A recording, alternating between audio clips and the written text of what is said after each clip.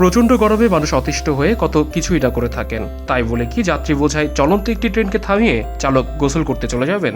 ঠিকই শুনছেন। শুনতে অবাক করার মতো লাগলেও ঠিক এমনটাই ঘটেছে আমাদের পার্শ্ববর্তী দেশ ভারতে।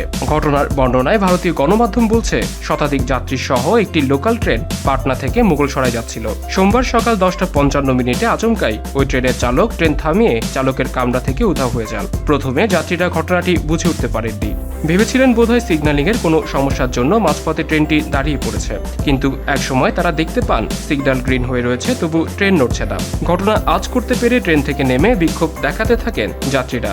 এরপর খবর যায় রেলের ঊর্ধ্বতন কর্তৃপক্ষের কাছে। তারাও বারবার মাইকে ঘোষণা করে চালককে অবিলম্বে ফিরে আসার নির্দেশ দেন, কিন্তু কোথাও চালকের খোঁজ মেলে না। পরে জানা যায় ট্রেনটির চালক এম.কে. সিং গরমের চোটে কাহিল হয়ে পড়েছিলেন। তাপমাত্রা 40-এর ঘর পৌঁছাতেই তিনি গোসল করতে চলে গিয়েছিলেন। পেছনে যে যাত্রী বোঝাই আস্ত একটি লোকাল ট্রেন মাঝপথে দাঁড়িয়ে রয়েছে ভুলে গিয়েছিলেন বোধহয়। শেষ পর্যন্ত বেলা 1:20 ফেরেন ওই চালক। তারপর ফের ট্রেন চলতে শুরু করে।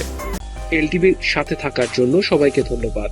বিনোদন জগতের সর্বশেষ সব খবরের আপডেট পেতে আমাদের সাবস্ক্রাইব করতে ভুলবেন না।